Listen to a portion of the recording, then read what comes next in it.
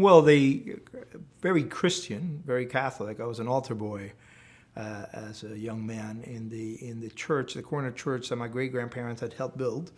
I was every room in the house I grew up in, a house where 4 generations of my family had lived, had pictures of saints.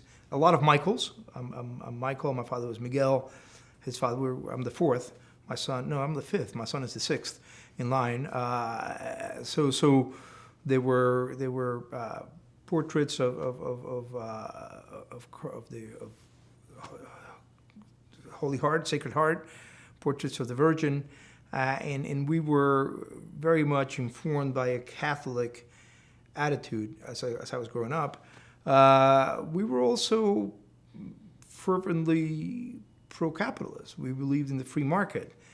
My parents, the only economy that functioned on the island of Cuba when I was growing up was the black market. The communism takes away the price discovery mechanism, which is the reason why it always ends in tears. It never produces bread, only bread lines, because the incentive to produce is gone.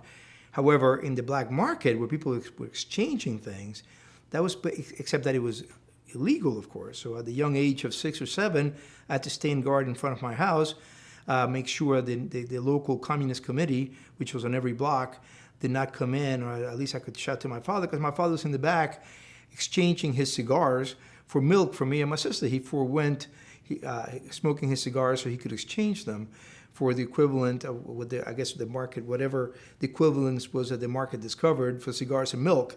That was what my father was doing. So I think these things, and a great appreciation of our situation in the Caribbean.